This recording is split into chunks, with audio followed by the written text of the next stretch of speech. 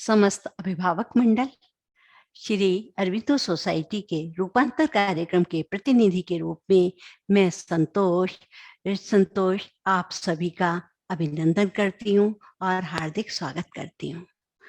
और हमारे सभी कार्यक्रमों के व्यूअर्स का, कमेंट करने वालों का, शेयर करने वालों का, लाइक करने वालों का और सुझाव देने वालों का तथा साथ ही हमारे बताए हुए पेरेंटिंग टिप्स को आत्मसात करने वाले आप सभी का मैं हृदय से आभार करती हूँ। मैं यानी हमारी पूरी सोसाइटी, श्री अरविंदो सोसाइटी, आप सभी का आभार व्यक्त करती है। कितने सौभाग्य का विषय है कि हमारी जो कर्मठ कर्मठ, साहसी और दूरदर्शी महामहिम राष्ट्रपति श्रीमती द्रौपदी मुर्मू आज से दशकों पहले राय रंगपुर से श्री अरबिंदो सोसाइटी के इंटीग्रल स्कूल में शिक्षिका के पद पर रही थी। ये सब हम सभी शिक्षकों के साथ पूरे श्री अरबिंदो सोसाइटी के सदस्यों के लिए एक अति गौरवपूर्ण विषय है। वह सदैव श्री अरबिंदो के विचारों से ओतप्रोत रही, प्रेरित रही और आप देखिए आज कहाँ से कहाँ तक वो पहुंची हुई हैं। ये आज हमारे लिए बहुत गर्व का विषय है। ये एक नारी शक्ति के साथ साथ प्रत्येक जो स्वयं को गरीब समझने वाला व्यक्ति है, गरीब समझने वाला, असहाय, स्वयं को असहाय समझने वाला व्यक्ति है, वो उनकी ये प्रेरणा स्रोत है। आप सोचिए कि यदि ये स्त्री जो कि कितनी कठिनाइयों से यहाँ तक पहुंची है, तो क्या हम नहीं पहुंच सकते? पर हमारे साथ क्या है कि हम करते कुछ और हैं। पर इससे पहले ही एक और सुखद बात है कि ठीक इसी महीने में या कुछ दिन बाद ही श्री अरबिंदो जी का, महर्षि अरबिंदो जी का हम 150वीं वर्षगांठ मना रहे हैं। उस सब के लिए आप सभी सुख की अनुभूति के पात्र हैं। आप स्वयं में एक सुखद अनुभूति लेंगे कि एक विचारक जिसने की शिक्षा के प्रति इतने अच्छे स्वस्थ दृष्टिकोण वाले विचारों को आपके सामने रखा, आज हम उसकी 150वीं 15 अगस्त स्वतंत्रता दिवस के दिन 150वीं 50वां जन्मदिन मना रहे हैं। चलिए अब आपसे आज के विषय में बात करते हैं। आज का जो मैंने विषय रखा है कि हम अपने बच्चों को क्या बांटें, यानी क्या शेयर करें और किस तरह से करें। पर हम क्या करते हैं, हम कभी भी इस तरह से करते क्या हैं कि हम अपने बच्चों की सारी जरूरतें पूरी करते हैं। कारण हम सोचते हैं अरे वाह, हमने तो इतनी गरीबी में दिन काटे हैं और आज हम अपने बच्चों के लिए क्या क्या सुख सुविधाएं दे रहे हैं और स्वयं में गर्व की अनुभूति करते हैं। ठीक है, मैं भी ये मानती हूँ, ये बहुत अच्छी बात है कि हम अपने बच्चों को एक भौतिक सुविधाओं को से संपन्न वातावरण दे रहे हैं। परंतु एक चीज मैं जो जानना चाहती हूँ कि हर व्यक्ति के अंदर कुछ ऐसी कि कुछ दोष, चारित्रिक दोष कहना चाहिए, व्यक्तिगत दोष होते हैं। पर क्या अभी कभी हमने उनसे बांटा, उनसे शेयर किया? क्योंकि स्वयं की सभी की प्रवृत्ति, आज हम किसी को कहते हैं वो व्यक्ति तो बड़ा गुस्सैल है, वो व्यक्ति तो बड़ा ही स्वार्थी है, वो व्यक्ति तो बड़ा लालची है, अरे वो व्यक्ति तो बहुत ही अवसरवादी है। परंतु क्या कभी हम अपने स्वयं में झांक कर देखते हैं? हम उनके प्रति तो अपने बच्चों को घृणा का पात्र बनाते हैं, परंतु स्वयं की प्रवृत्ति क्या हमने देखी कि कहीं ना कोई चारित्रिक दोष हमें भी है? पर क्या हम उसको कभी बांटना चाहते हैं? नहीं, हम उसको कभी नहीं बच्चों के साथ बांटते। हम क्या करते हैं, हम उनको बड़े गर्व से बताते हैं हमने इतना संघर्ष किया, हमने इस तरह से चीजें पैदा की। परंतु क्या अब उस सब को हम स्वीकार ही नहीं करते कि हमारे अंदर ये दोष हैं, पर उसका एहसास तो करते हैं, पर एक उस पर अंकुश भी नहीं लगाना चाहते। और कहा जाए कि उससे उस दोष को हटाने में भी हम असमर्थ हैं। पर हमारे बच्चों को, हमारी संतान को हमारे सारे चारित्रिक दोष पता भी लगते हैं। इसी के कारण क्या होता है, उनके हृदय में हमारे प्रति वो मान-सम्मान की भावना नहीं होती। वो तो कहते हैं, अरे हमारे मम्मी-पापा कहते तो कुछ हैं, करते कुछ हैं। तो क्या हमने उन सारी बातों को उनसे बाँटा? नहीं। क्यों नहीं बाँटते हम? क्योंकि हम सोचते हैं कि उन अवगुणों से हम तो अपने को नहीं बचा पा रहे हैं। तो अगर हम इनको उनके साथ शेयर करें, तो एक तो ये होगा कि इनके अंदर हमारे प्रति मान-सम्मान खत्म हो जाएगा।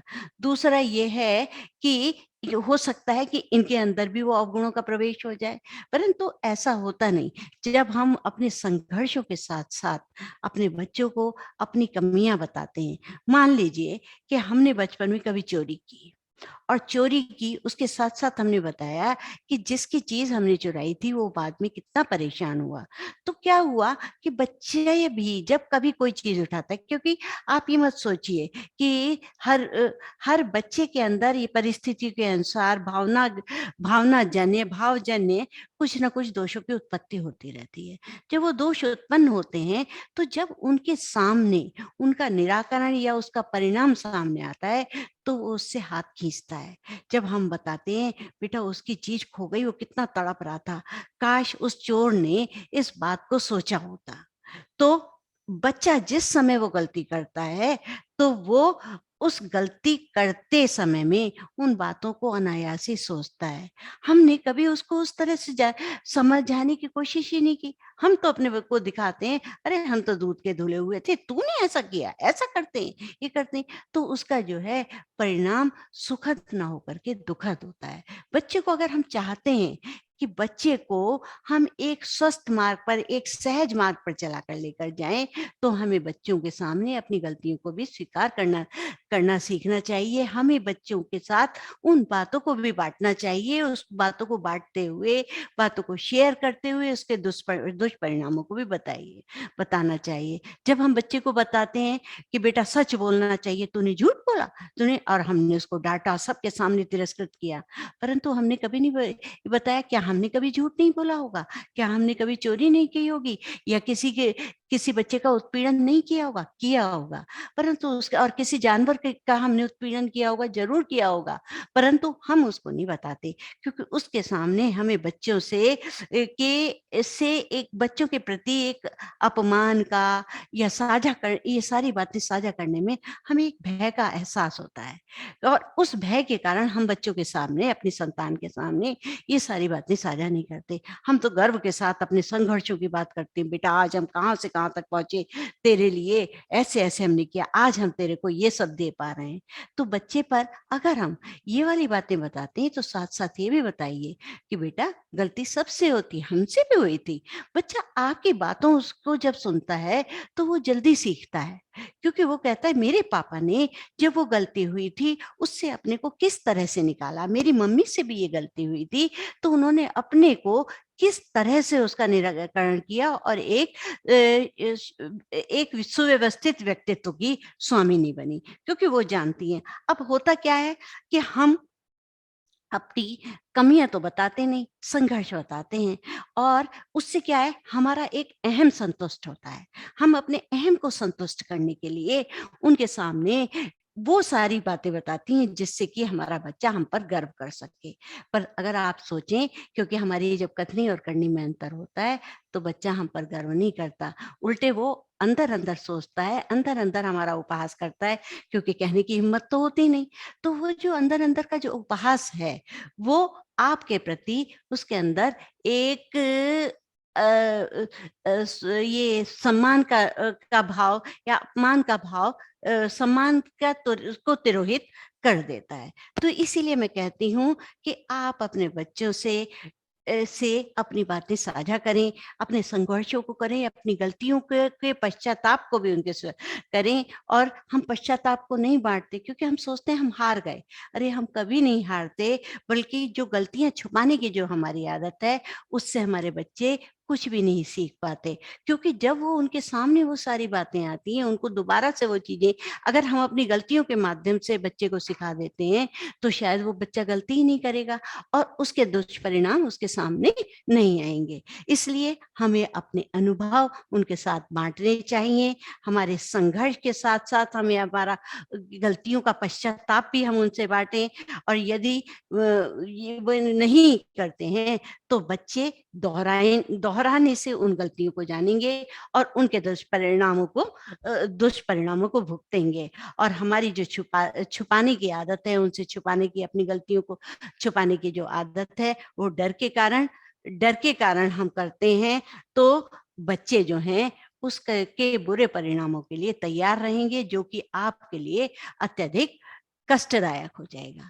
अगर आप उसको सहज होकर के सोचेंगे कि हाँ, ये तो वाक़ई अगर मैंने इसको पहले से बता दिया होता, कि मैं सारे माँ-बाप की बात नहीं कर रही, हर माता-पिता एक सा नहीं, मैंने कई माता-पिता देखे हैं, जो बच्चों के साथ बहुत क्वालिटी टाइम देते हैं और उनको बताते हैं। जब बच्चा गलती करके आता है या गलती करने जा रहा होता है, तो कहते हैं, "बेटा ऐसी गलती मेरे साथ भी हुई।"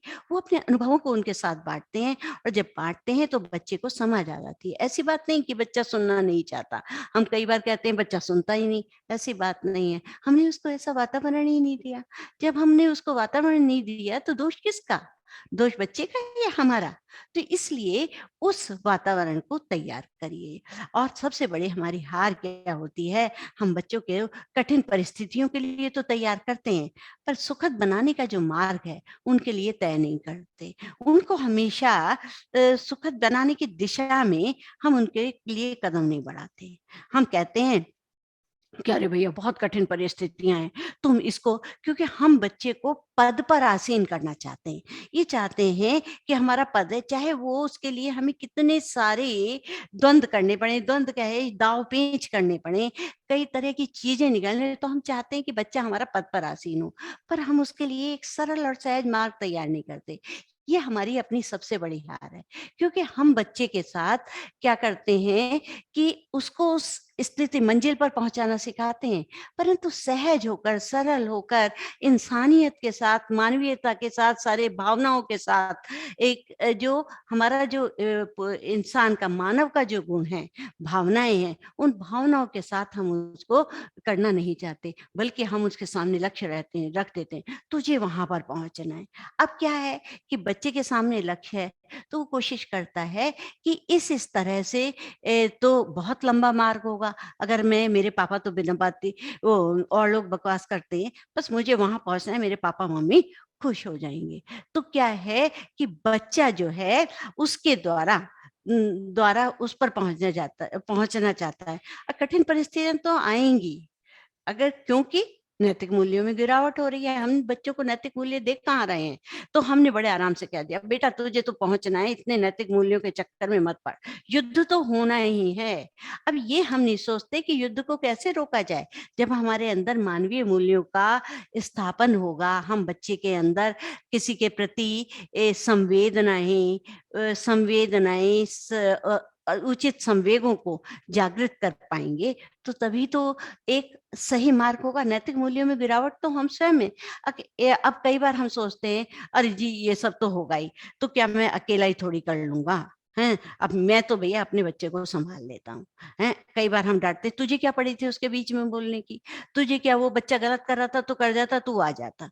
परंतु हमने क्या किया, उस बच्चे को जहाँ पर वो सही दिशा में जा रहा था, उसमें अवरोध लगा दिया और बच्चे को हमने स्वयं से उसको विचारों को बाँटा कि बेटा केवल अपना देख।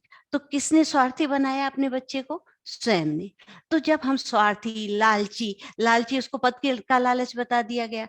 आप देखेंगे जो व्यक्ति हैं, बड़े-बड़े पदों पर पहुँचे हुए हैं, अगर आप उनके जीवन को पढ़ें, उनके जीवन मूल्यों को धारण करें, तो वो एक कैसे पहुँच गए? एक जीवन मूल्यों का निर्धारण करने के पश्चात, उनके जीवन मूल्यों में निर्धारण था।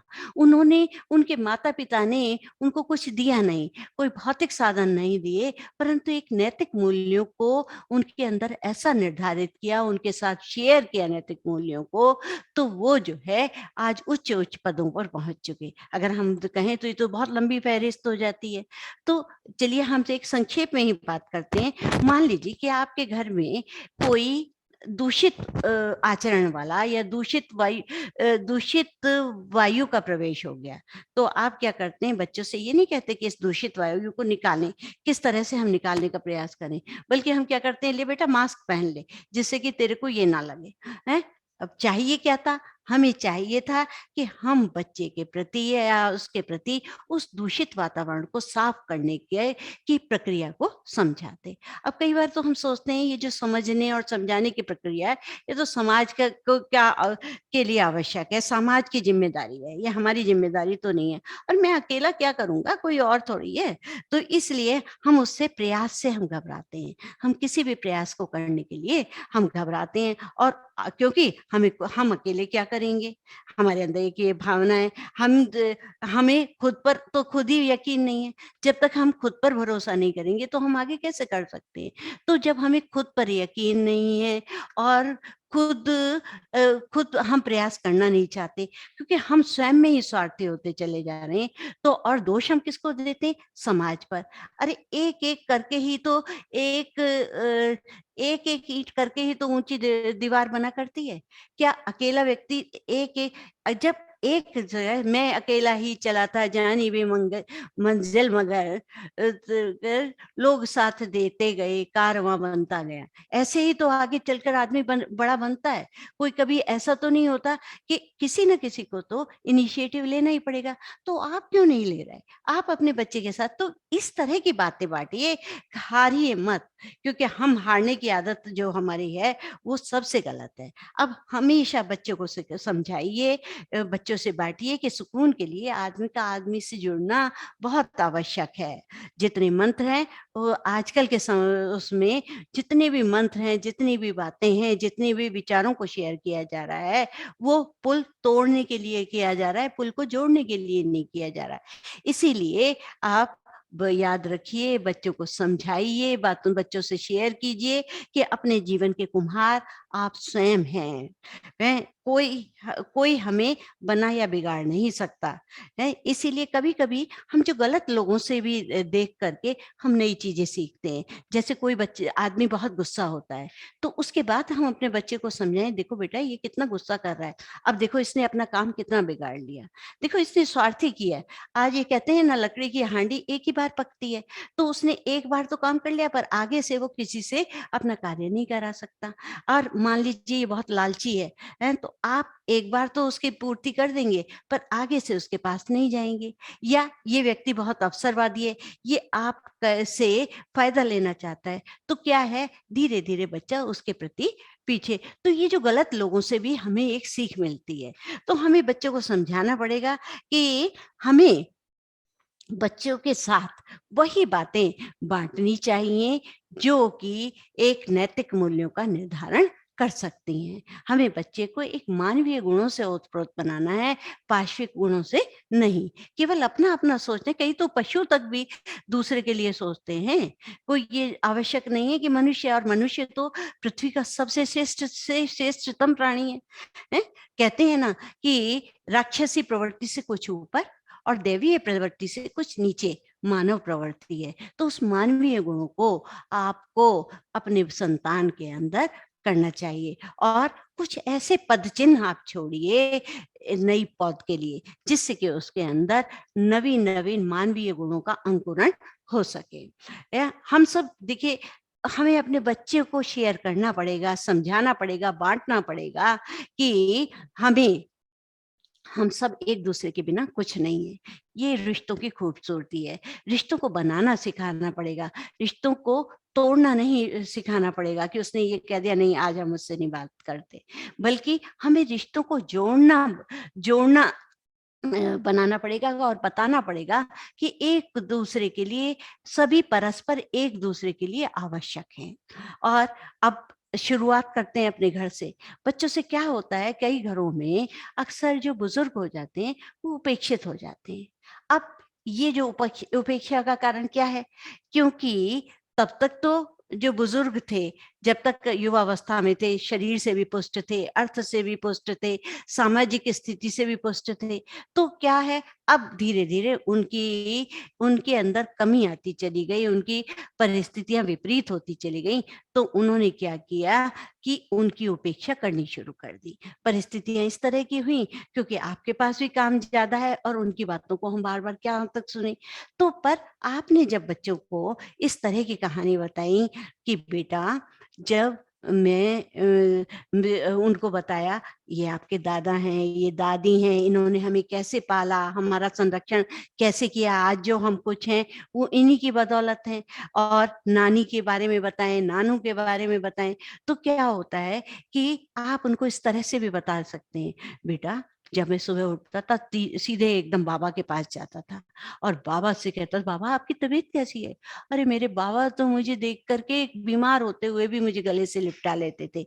मेरी दादी भी है, और जब वो मुझे देखते थे, मैं छोटा होता था, तो उनके अंदर एक ऐसी सुखद सी अनुभूति होती थी। उनकी आँखों से आँसू बहने लगते थे, क्योंकि सिर्फ़ मेरा जो कहा हुआ वाक्य है कि दादा आप कैसे हैं? बाबा आप कैसे हैं? दादी आप कैसी हैं? नानू आप कैसे हैं? नानी आप कैसी हैं? तो उनके आँखों से आँसू आते थे।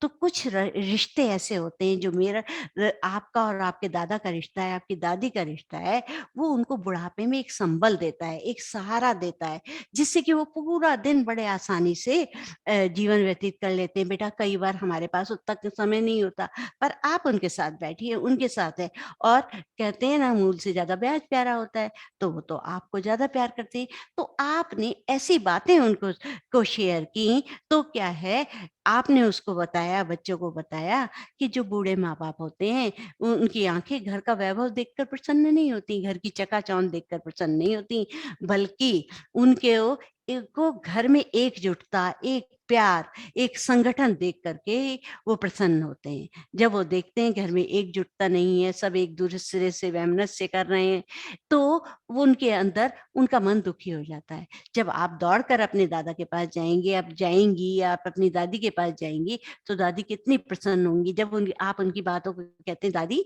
मैं आपका बिस्तर ठीक कर दूँ, दादू मैं आपकी छड़ी लाकर दे दूँ, दादू आपके कपड़े ये रखें, मैं पानी। तो जब आप ये वाली बातें बच्चों को समझाते हैं, ये बातें बाँटते हैं, तो घर में एक सुखद सा वातावरण पैदा हो जाता है। आपने घर से ही उनको ऐसी बातें बाँट दी, ऐसी बातें शेयर की कि बच्चे के अंदर मानवीय गुणों का संचार हो गया। देखिए, हमेशा ये ध्यान रखिए कि रिश्ते वो होते हैं जिनमें शब्द कम होते हैं और समझ ज़्यादा होती है। जब आपने ये एक साधारण ढंग से घर का एक वातावरण ऐसा बना दिया, तो आपके बच्चों में एक रिश्तों को पनपने देने के का एक पनपने देने का एक मजबूत मजबूत तरीका उनके पास आ गया। तब आप बताइए कि बच्चों से केवल आप सुरक्षात्मक रवैया उन्हें सिखाना चाहते हैं, उन्हें केवल सुरक्षात्मक रवैया अपनाने के लिए चाहते हैं, बल्कि आप नवनिर्माण कराना क्यों नहीं चाहते? नवनिर्माण की बातें क्यों नहीं बाँटना चाहते? ऐसे ही क्या है, आप देखेंगे कि माँ जो है, जब संतान को उठाती है, तो वो कमर पर बैठाती है उसे, कमर पर रखती है। पर पिता जो है अपनी संतान को उठाता है, तो ऊपर तक उछालता है। ऊपर तक उछालता है, कारण? जब इसका एक तार्किक दृष्टि से कारण सोचा गया, तो पता है कारण क्या निकला? कि माँ बच्चे को उस दृष्टि तक उस दृष्टि को दिखाना चाहती है, उस दृष्टि तक पहुँचाना चाहती है, जहाँ तक उसने स्वयं को देखा है। परंतु पिता उसको उतनी दृष्टि तक पहुँचाना चाहता है, उस दृष्टि तक पहुँचाना चाहता है, जहाँ पर कि वो स्वयं भी नहीं पहचाना पहुँच पाया। तो यानी कि पिता की का दृष्टिकोण दूरदर्शी है, माता वर्तमान को देखती है, पिता भविष्य को देखता है। तो उसके माध्यम से ही वो जो है, आप उसके साथ क्या शेयर करना चाहेंगे?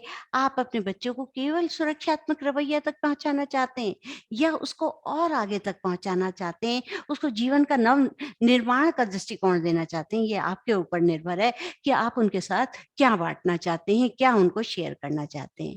अब कई बार क्या होता है कि आपका बच्चा कहीं से खेल कर आया या स्कूल से आया और आकर आपके पास रोने लगा।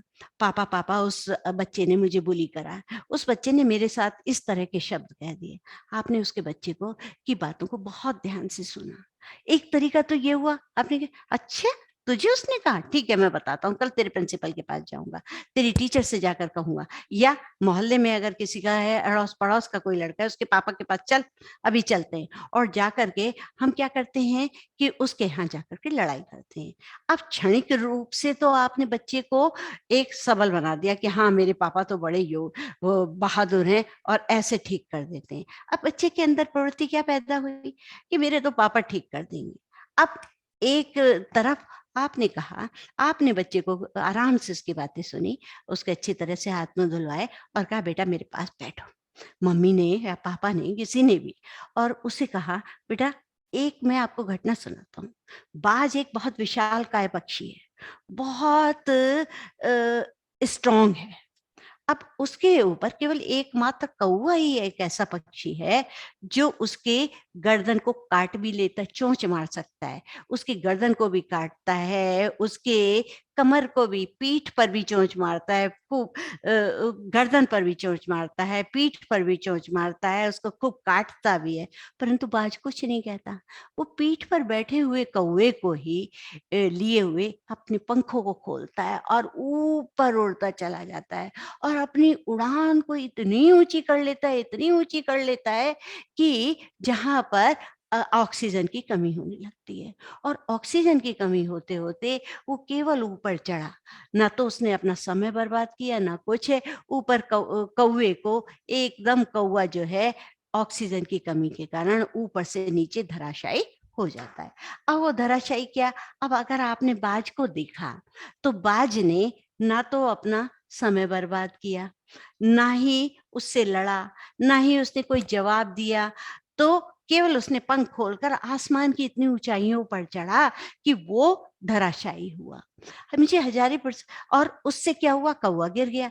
तो अगर आप इतनी, अगर किसी को दिखाना चाहते हैं तो आप अपने गुणों के माध्यम से आगे बढ़िए। आप उसकी तरफ ध्यान क्यों देते हैं? अगर आप उसका की तरफ ध्यान देने लगते हैं तो आपकी क्रिएटिविटी समाप्त हो जाएगी, हैं? आप तो डिस्ट्रॉय होने लगे। आपने अपने को समाप्त करना शुरू कर दिया।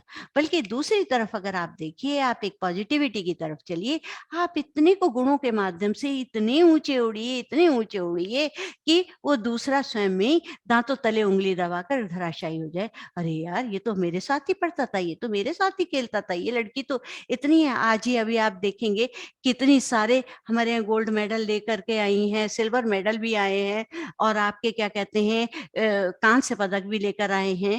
तो वो सारे के सारे, उनके सबके इतिहास को देखें तो वो कोई बहुत उच्च वर्ग के नहीं थे, साधारण से थे जिनको साधारण भोजन मिला था। क्या उनको किसी ने बुली नहीं किया होगा? किसी ने उनको तिरस्कार नहीं किया होगा? किसी ने उनकी अवहेलना नहीं की होगी?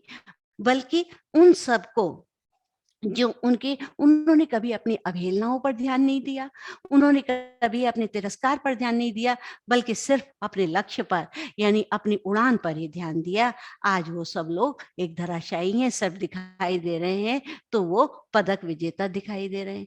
तो एक मुझे हजारी प्रसाद द्विवेदी जी का एक लिखा हुआ एक वाक्य याद आता है, यदि आप किसी लकीर को छोटा करना चाहते हैं तो से मिटाइए मत, बल्कि उसके सामने एक बड़ी लकीर खींच दीजिए। जब हम उसको खींच देते हैं तो बिना मिटाए हम आगे बढ़ सकते हैं। तो अगर आपको बच्चा कोई इस तरह का कर रहा है तो आप स्वयं को अपने गुणों को ही आगे बढ़ाते जाइए। देखिए, सब लोगों के बोलती बंद हो जाएगी। अब आपने किस तरह से अपने बच्चों में क्या बांट दिया, उस बच्चे की विशेषताओं को आगे बढ़ा दिया, उस बच्चे के दिल को एक सुकून दे दिया, और उसके अंदर एक कहना चाहिए, स्वाभिमान तो नहीं कहेंगे, आत्मशक्ति का संचरण कर दिया। जब उसके अंदर आत्मशक्ति का संचरण हो गया तो उसके लिए ये सारी बातें एक छोटी-छोटी सी, तुच्छ सी बातें लगने लगी कि अरे इनको क्या देखना, मेरे सामने तो मेरा लक्ष्य है, मेरे अंदर जो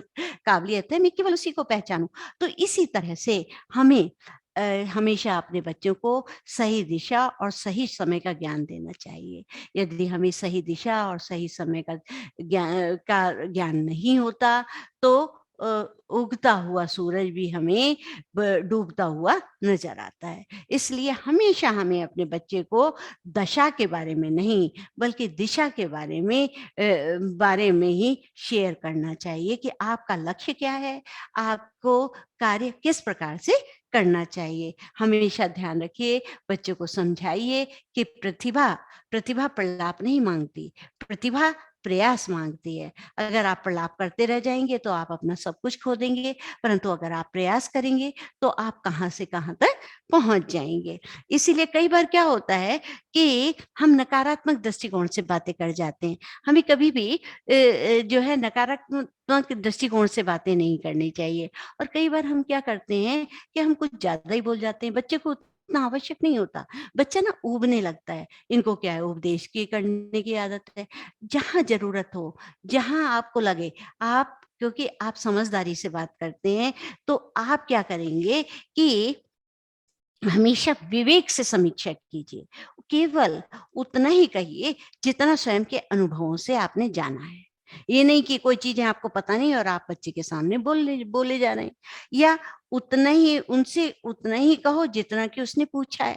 कई बार हम उसके विस्तार में जाने लगते हैं तो बच्चा क्या है, जो चीज़ वो पूछने जा रहा है उसको भी भूल जाता है, वो दूसरी बातें जानने लगता है। और कई बार उतना ही कहें जितना कि उसने पूछा है। जितना उसने तुमसे पूछा, जितना आपने अपने अनुभवों से जाना, और जितना कि उसके आपको बताना था, उतना ही कहना जितना कि पूछा गया है। तो कई बार हमें उतना ही सीमित बातों से ही हम अपनी बातों को बाँट सकते हैं। अब कभी गुस्से में भी हमें कभी गलत बात नहीं बोलनी चाहिए, क्योंकि मूड तो ठीक हो ही जाता है, परंतु बोली हुई बातें कभी वापस नहीं आती। जब आप कभी अपने बच्चे से गुस्से में कभी गलत बात बोल जाते हैं, तो वो थोड़ी देर बाद ठीक तो हो जाता है, परंतु उन बातों को यदा-कदा कभी न कभी वो उस बात को याद करता है और उसका मन मलिन हो जाता है, और वो आपको कहने में भी संकोच नहीं करता, आपको टोकने में भी संकोच नहीं करता।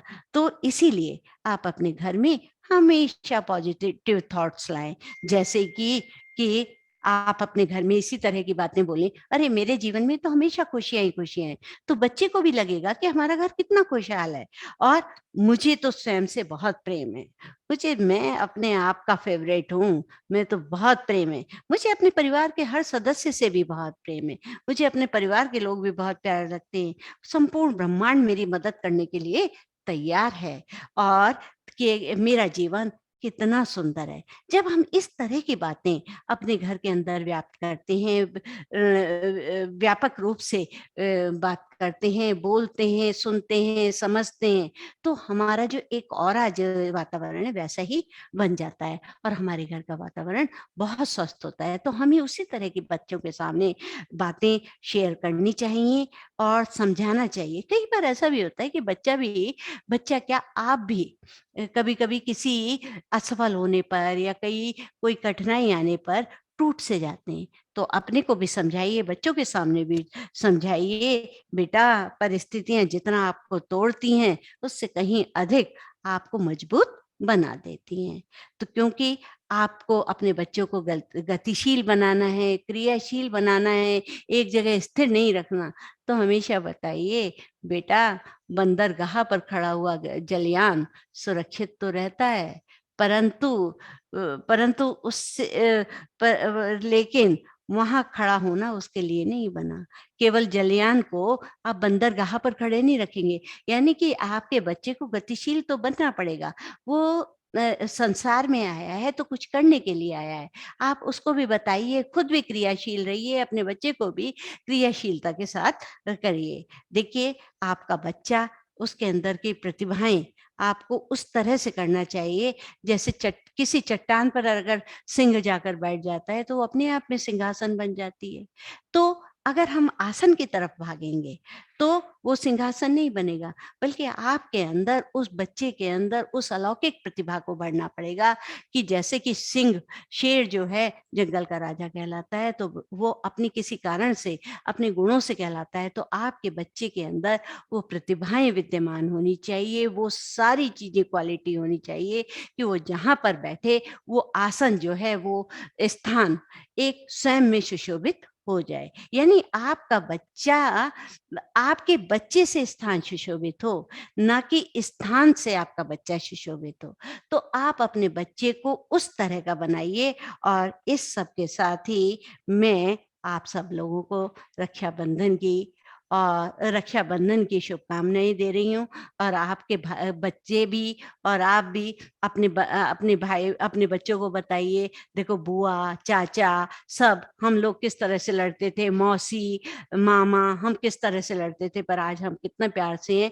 रक्षाबंधन एक इसका प्रतीक है कि हम एक दूसरे की सुरक्षा के लिए बने हुए हैं, चाहे वो भावनात्मक है, चाहे आर्थिक रूप से है, चाहे सामाजिक रूप से, हम इस रक्षाबंधन के माध्यम से एक दूसरे को सुरक्षा प्रदान कर रहे हैं। और साथ ही साथ आप लोगों को स्वतंत्रता दिवस की शुभकामनाएँ। 75वां स्वतंत्रता दिवस है, पूरा का पूरा भारत उसके स्वागत में, उसके उसमें स्वागत में एक हृदय से आह्लादित है। उस आह्लाद के साथ आप जिएँ, उसके साथ ही मैं अपने शब्दों को विराम देती हूँ और आप सबकी मंगलमय कामना करते हुए आप सबको धन्यवाद करती हूँ। धन्यवाद। अगर आपके पास कोई इससे संबंधित कोई सुझाव हैं या कुछ आपकी उत्सुकता है, जिज्ञासा है, तो हम उसके शमन के लिए तैयार हैं। धन्यवाद। आप कमेंट बॉक्स में डाल दीजिएगा, हम उसमें भी आपकी जिज्ञासाओं का शमन करने की कोशिश करेंगे।